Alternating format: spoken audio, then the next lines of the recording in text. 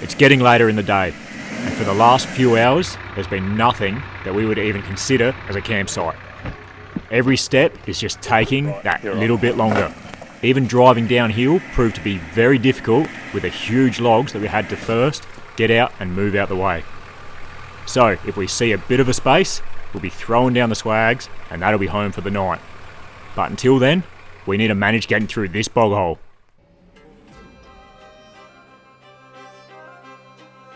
With border closures and travel restrictions affecting most of 2020, we've finally escaped to the best island Australia has to offer, with just one goal in mind: to drive as many tracks as possible. We are back in Tasmania. What a track!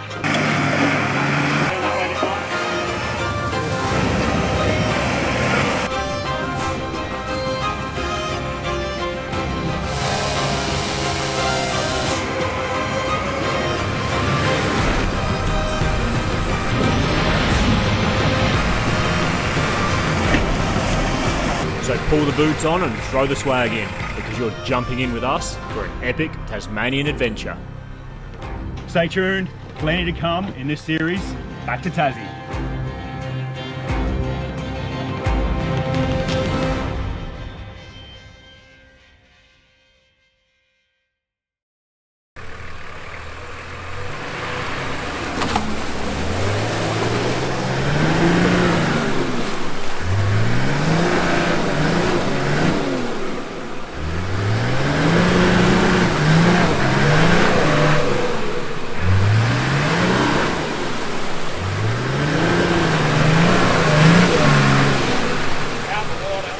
Didn't look good there for a second, but after a bit of back and forth, Nick's made it to the other side, just enough to get the door seals up out of the crack.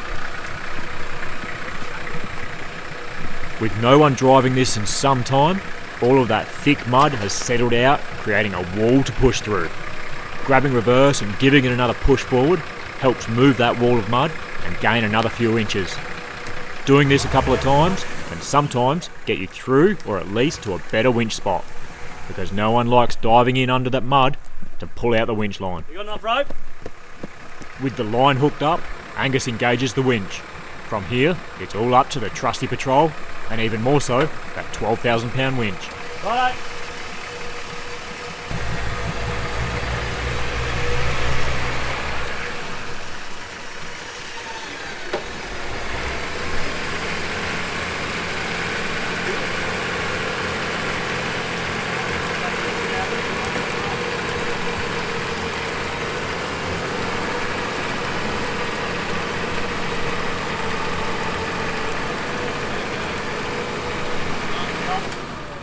The exit here is more serious than we anticipated, and the winch is under some heavy load.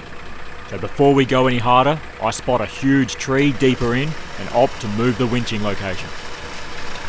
Where you going, Mark?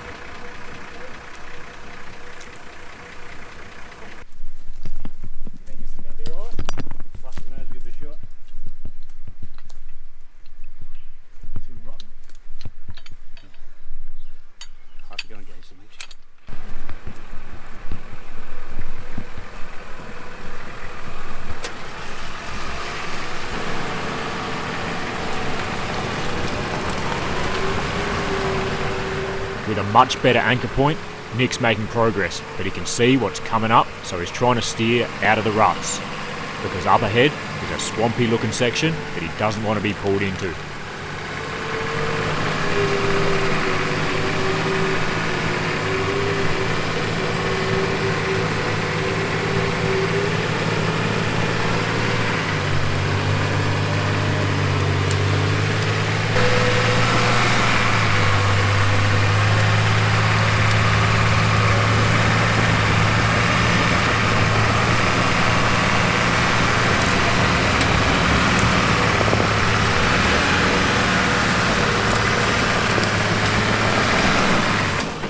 We finally got there, but what he was trying to avoid, he's landed right in the middle of, and the winch won't be finished with just yet.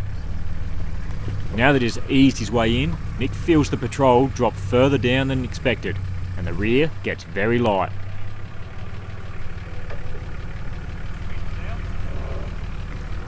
Do you want a winch there as well? Nick doesn't want to drive any further into this bottomless rut, so we move the winch line to a more acute angle. Hopefully this drags the patrol back up onto the track.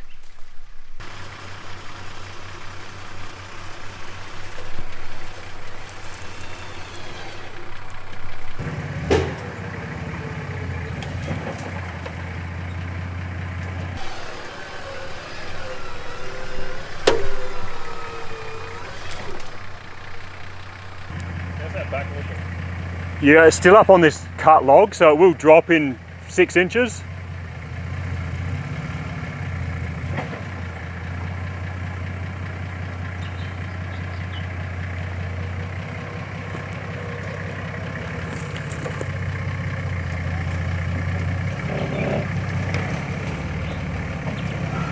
And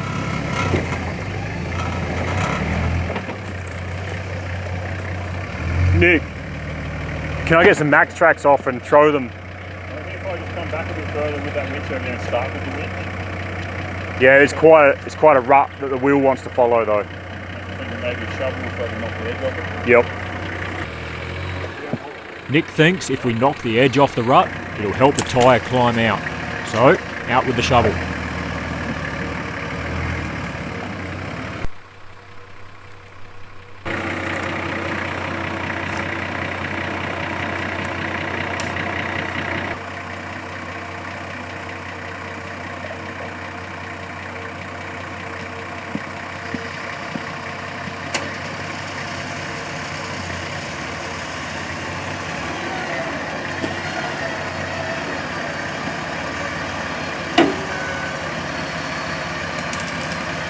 And with the grip of a max track, it starts to climb out. Even the best mud tyre won't climb out of a steep, slippery rut like that. Give it a sneaking chance by ramping it with a shovel, and you'll be making life a lot easier for the winch and the tyre. Now, with the front end out, hopefully the back follows suit.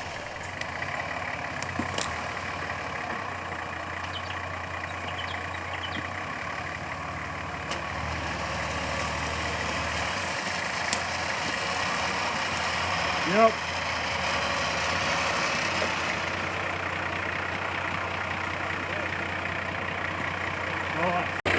That's supposed to be the easy one.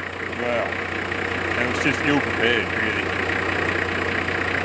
Didn't think it was going to be as bad as it was, and that's probably how it's going to be for the rest of the track. We're about a third of the way, maybe. Maybe a little bit over a third, 2/5 if we want to get technical, but this is where it's going to get technical, I think. Muddy, dirty, got a few bruised panels. Good fun.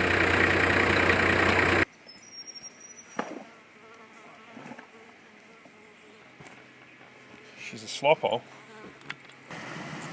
Now it's my turn. Not much involved here. Drive to the end, stop, then winch out.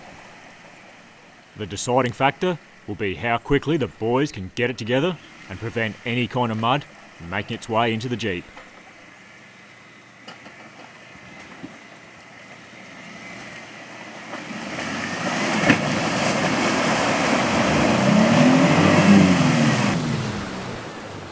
Unfortunately, I didn't make it up out of the waterline, so Angus and Nick don't stuff around.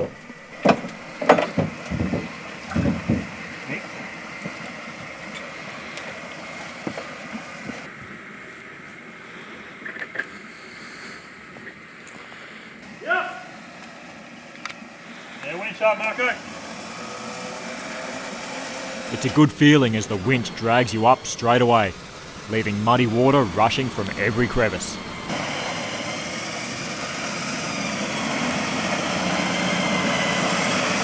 You're out of water.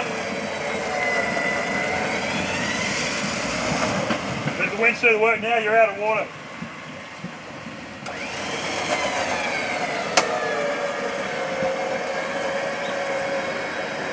Yeah.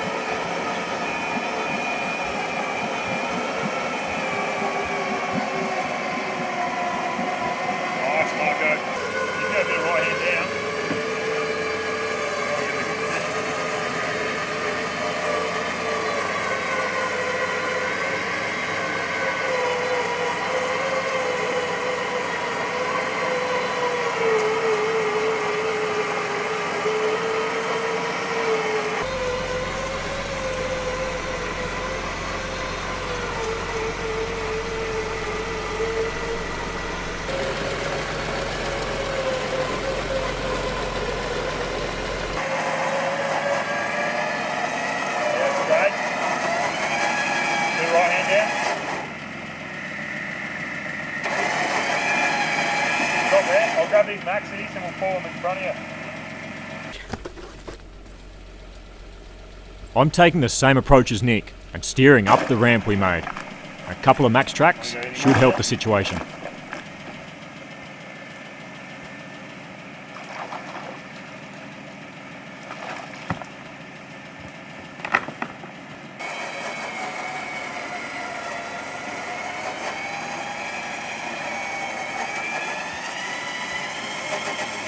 Just as I'm about to climb out of the rut, I try to drive, but with no tension on the line, I slip straight back in.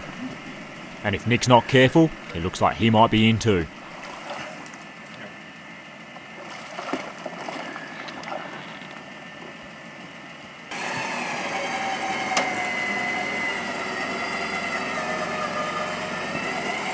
Get up there. Nice. This time, I let the winch pull me in the right direction and I crawled out.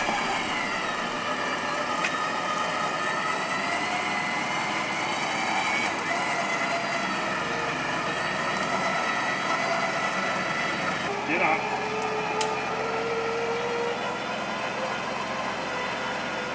Can you drive out of that?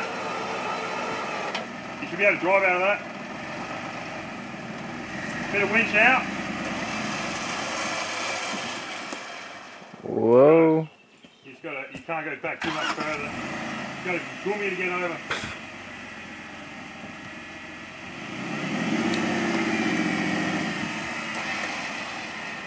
A little bit more. I won't hook you. Oh, you'll be right.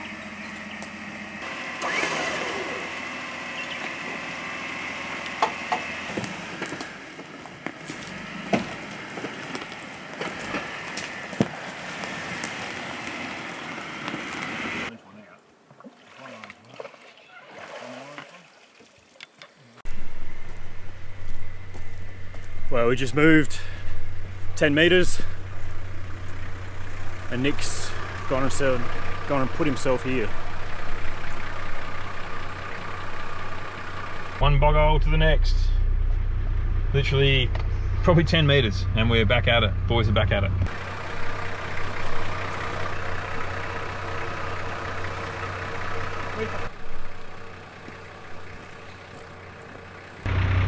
Righto. Nick didn't make it too far through this one. He's bellied out on thick sludge, so the winch is hooked up once again.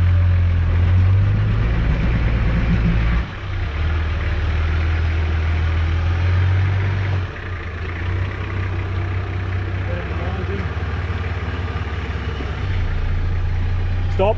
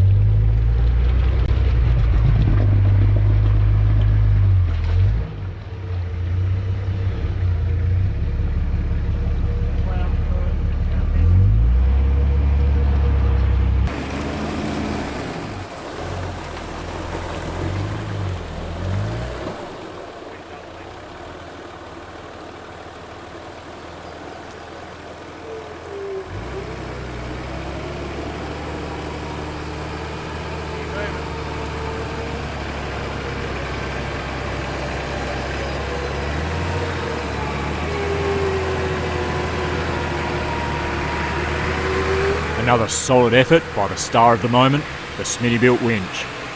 You wouldn't even dream of coming out to a place like this without a winch strapped to the front of your rig.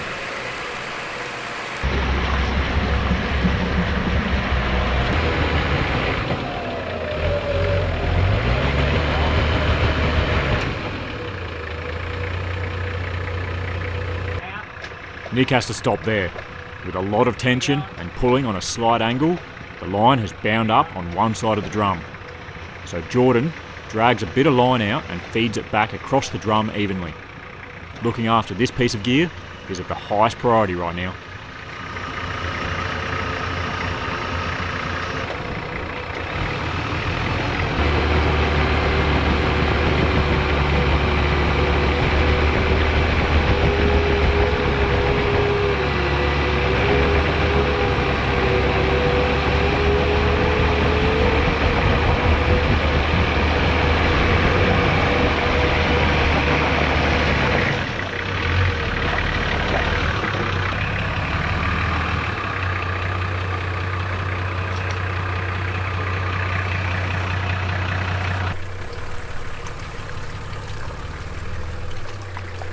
Just pulling into this mud hole, Nick scraped his belly the whole way through, so I've just pulled in.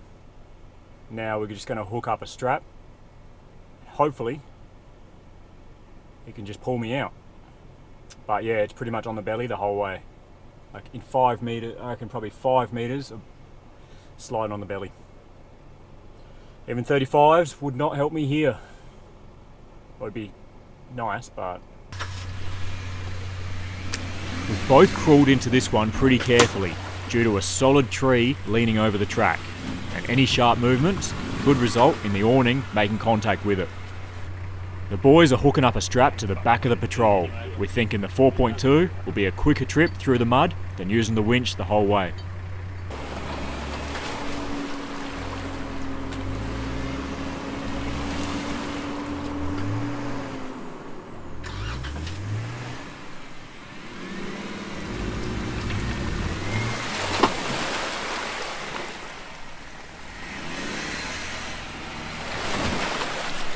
You're right, no, you're right, it's okay, keep going.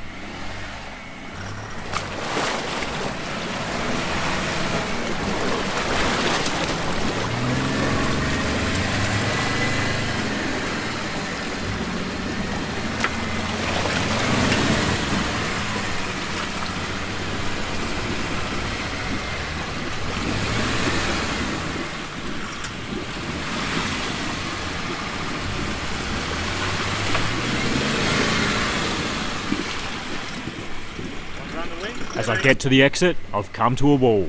So from here, it's going to need the winch. It's much more controlled and a whole heap less aggressive.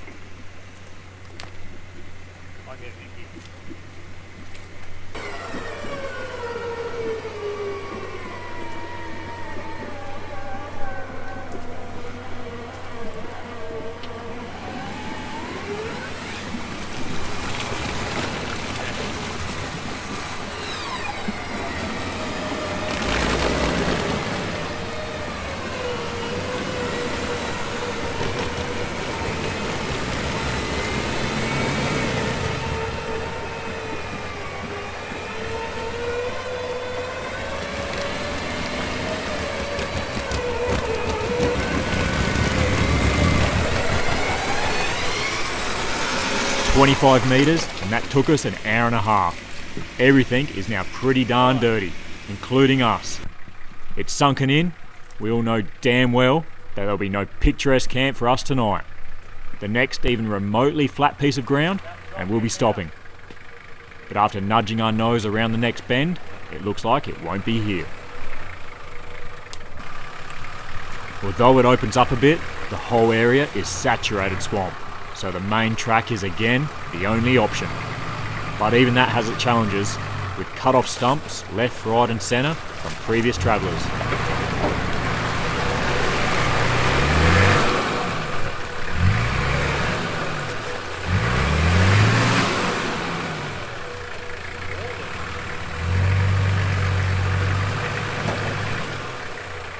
Once again, those wheel ruts are deep and the mud is slushy. Nick tries once more, but I can see the problem, and that's the diff bottoming out along the centre. Knocking the top off might be all he needs. That and maybe a touch more right boot, but not too much, because straight out of the mud is the minefield of stumps.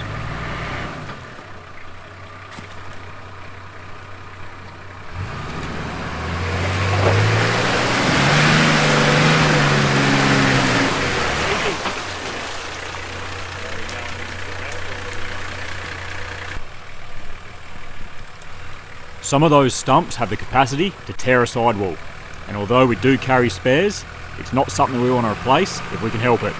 These things are expensive items after all. All 4 tyres also need to be considered when guiding the patrol through. The rear isn't going to just follow the same line as the front, so some foresight is needed while spotting.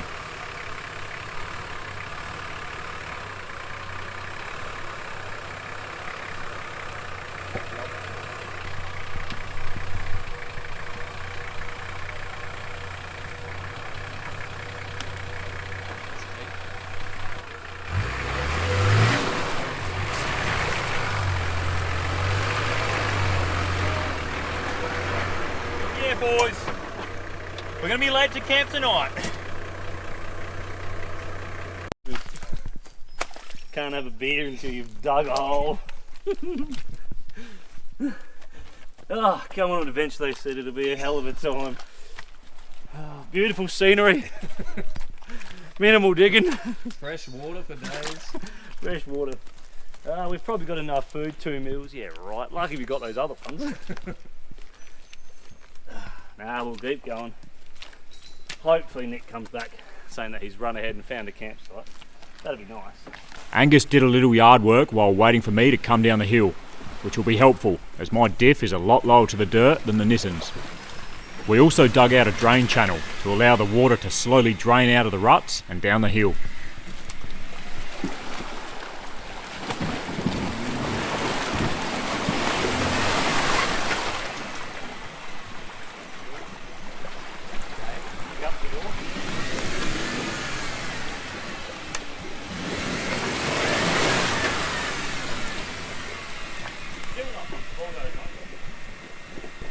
Can you go again?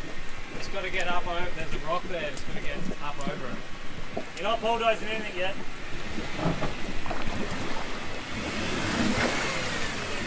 Give it.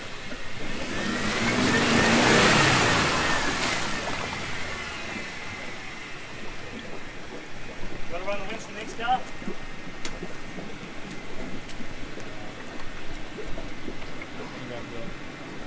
It's getting too late in the day to be stuffing around, so it's straight out with the winch.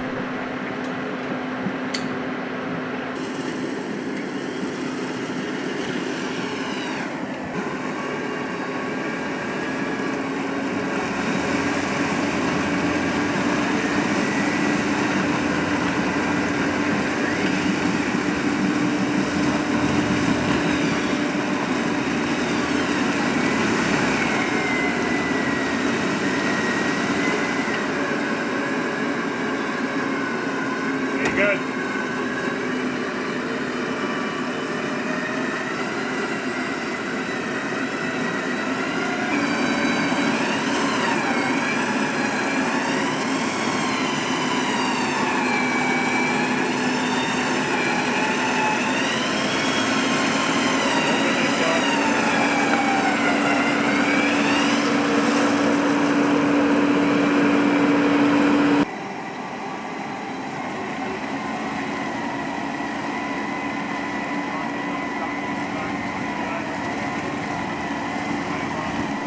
With every wheel trying to climb something at the same time and a root jammed up against the front, I leave the winch connected and use the max tracks to help with the traction. Bit of spin.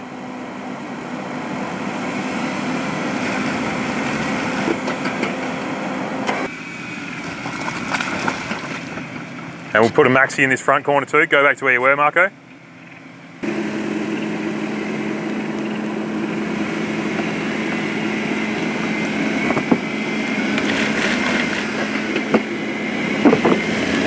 Whoa, whoa.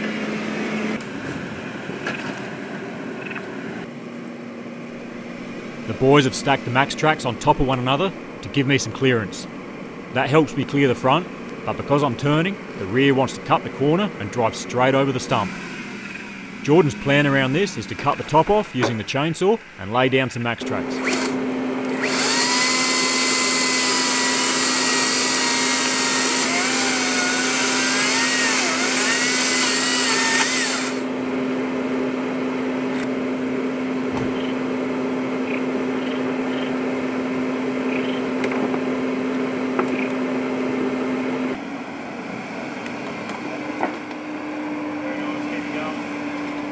After the effort over the last few hours, we've had just about enough for today.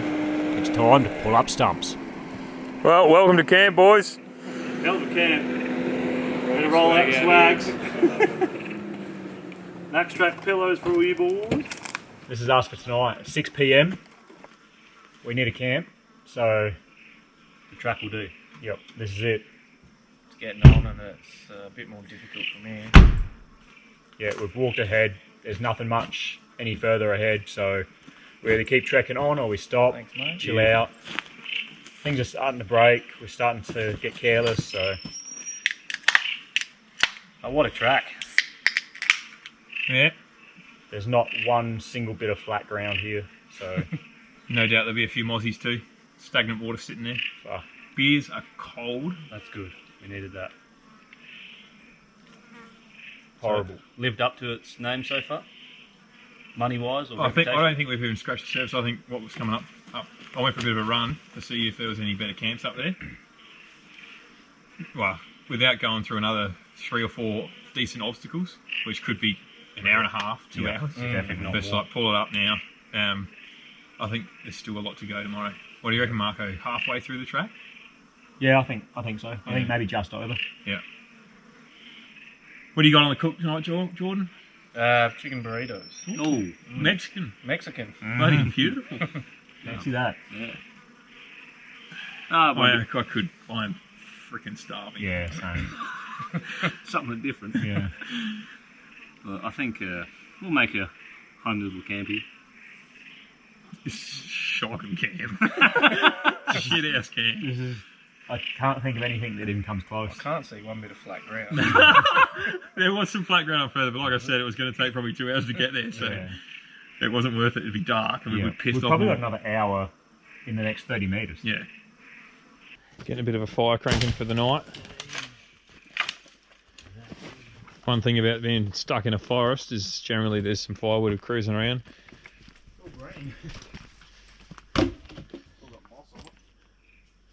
She is an absolute filthy shit show back here. Horrible.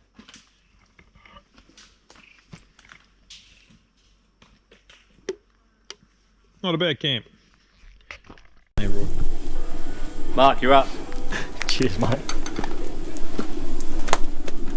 Did we not see these on Cape York trip? We sure did. Family favourite. Round 2. Oh no. Disaster struck. Who's up next? You.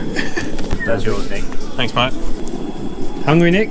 Oh, you have no idea how hungry I am. Something different then. Oh, look, I'm often pretty hungry. But I'm extra hungry now. So here we are, 3 metres out of our last bog of the day, with both vehicles still parked on the track, separated by a glowing fire, and enjoying Jordan's Mexican fiesta. Our only worry tonight will be finding a flat bit of ground to roll out the swag. The good times are rolling at the moment, but in track 9, things take a turn for the worse, and we find out exactly why it's called the $1,000 track.